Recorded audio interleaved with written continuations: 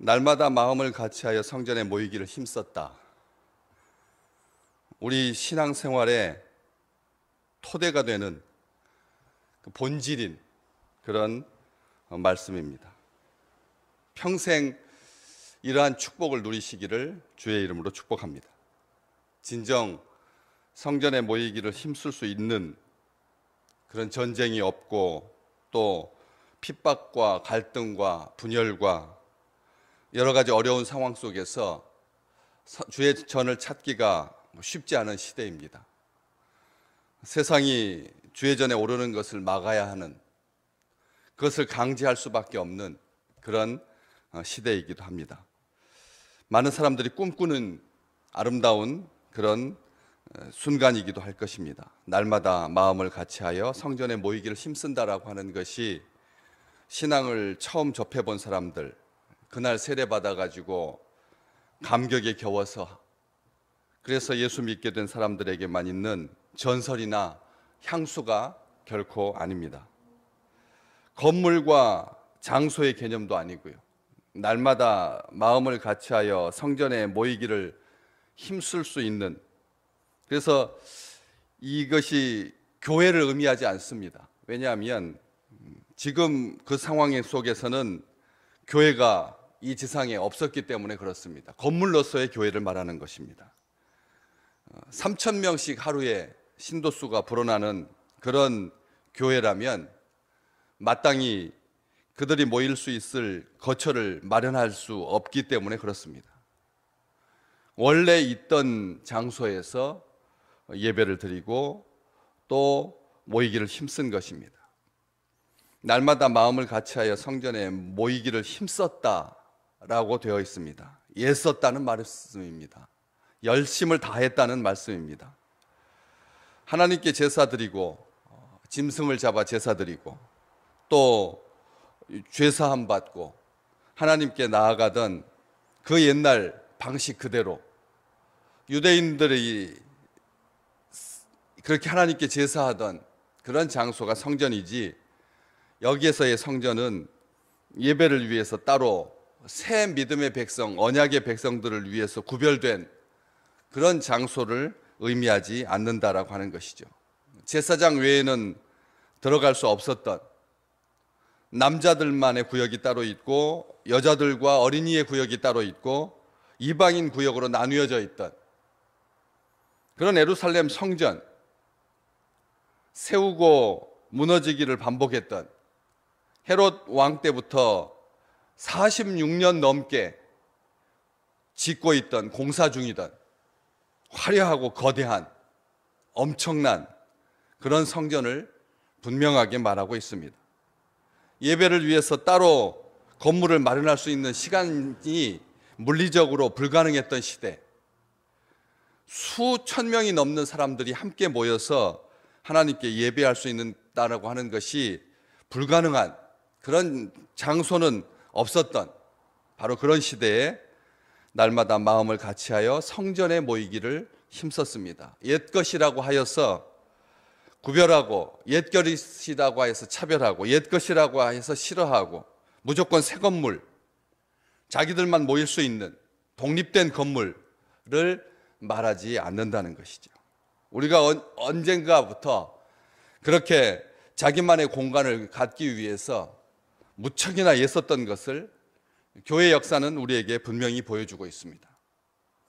그런데 이 믿음의 백성들이 날마다 마음을 같이하여 성전에 모이기를 힘썼던 그 예루살렘 성전에는 말도 많고 탈도 많고 유대인과 이방인과 순례자와 구경꾼들이 섞여 있었던 바로 그런 공간입니다.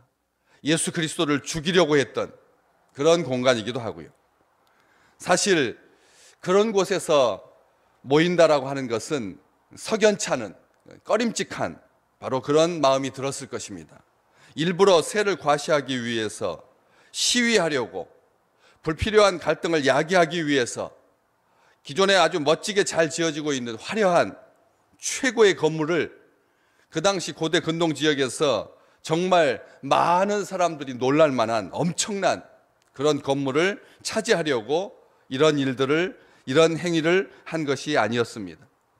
유대교와 유대주의가 난무한 4장 1절로 뒤쪽으로 쭉 넘겨가 보시면 사도들이 백성에게 말할 때 제사장들과 성전 맡은 자와 사두개인들이 이르러서 예수 안에 죽은 자의 부활이 있다고 백성을 가르치고 전함을 싫어했다.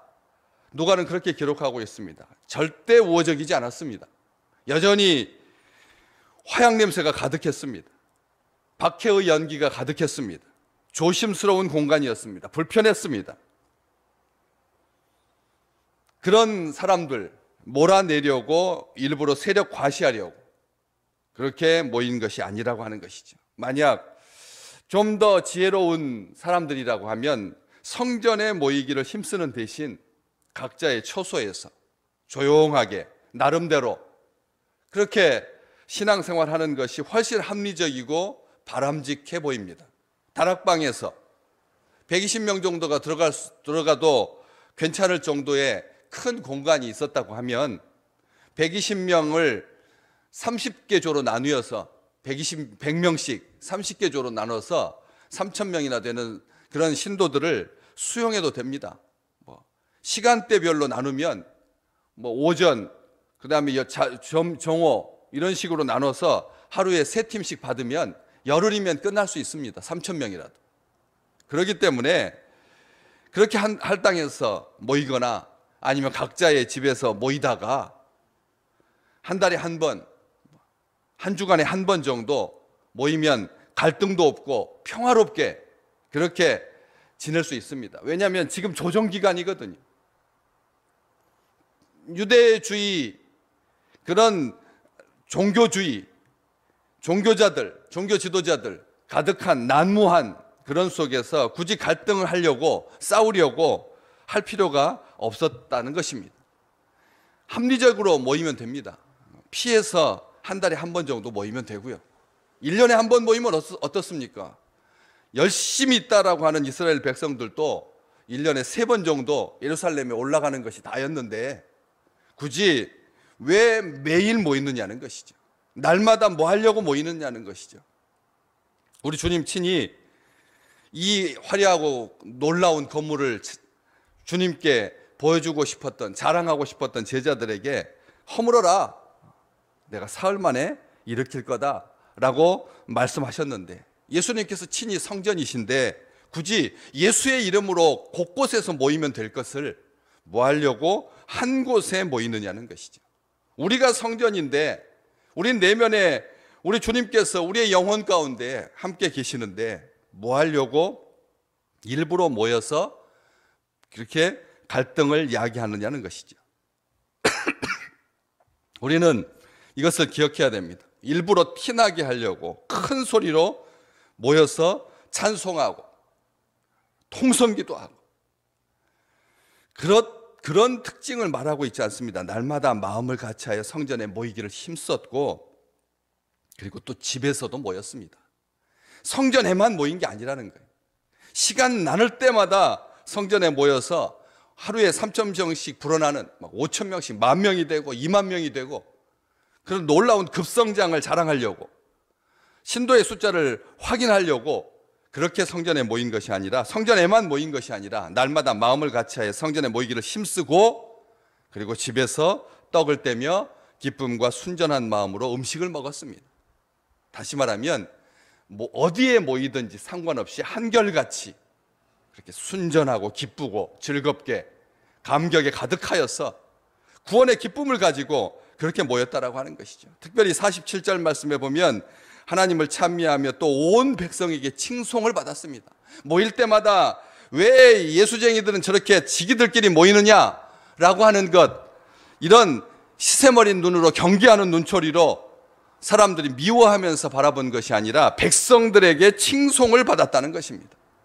그들의 삶이 한결같았기 때문에 그렇습니다. 변화되었기 때문에 그렇습니다. 구원받기 전이나 이후나 똑같았지 않았기 때문에 그렇습니다. 특별히 이 3장 바로 뒷장에 보시면 제9시 기도 시간에 베드로와 요한이 성전에 올라갑니다. 뭐 하려고 성전에 모이기를 힘쓴 것입니까? 사도들이 보여주고 있습니다. 기도하기 위해서 성전에 날마다 마음을 같이하여 모인 것이죠. 기도하기 위해서입니다. 손을 들고 바리새인처럼 그렇게 기도하지 마라. 자기 내세우지 마라. 자기 공과 내세우지 마라. 주님께서 분명히 말씀해 주셨기 때문에 그 말씀에 의지하여서 철저하게 하나님 앞에 무릎 꿇고 겸손히 기도하기 위해서 성전에 오른 것이죠. 또 성전에 올라가다가 가난하고 장애를 가진 구걸하는 그 사람을 예수 그리스도의 이름으로 일으키기 위해서 성전에 올라간 것이죠. 또 그 왜 성전에서 사람을 일으키느냐라고 하는 그런 사람들의 비판 앞에 복음을 변증하기 위해서 성전에 올라갔습니다. 성전은 아직도 싸움 중이었습니다. 여전히 온 시대가 교회와 싸웁니다. 그럴 때 주의 백성들은 어떻게 살아야 됩니까? 복음을 전하기 위해서 성전에 오른 것입니다. 오히려 성전이 복음을 전할 수 있는 기회가 되었던 것이죠. 성전 안에 있든지 바깥에 있든지 집에 있든지 순전한 마음으로 기쁜 마음으로 서로를 사랑하고 한 마음이 되어서 구원의 감격으로 날마다 성전에 모이기를 힘쓰고 집에서 떡을 떼며 기쁨과 순전한 마음으로 음식을 먹고 하나님을 찬미하는 아름다운 주의 백성들, 복된 백성들, 주님께서 허락하신 이 특권을 마음껏 하나님 앞에 감사하며 믿음으로 나아가는 아름다운 주의 백성들 되시기를 주의 이름으로 축복합니다.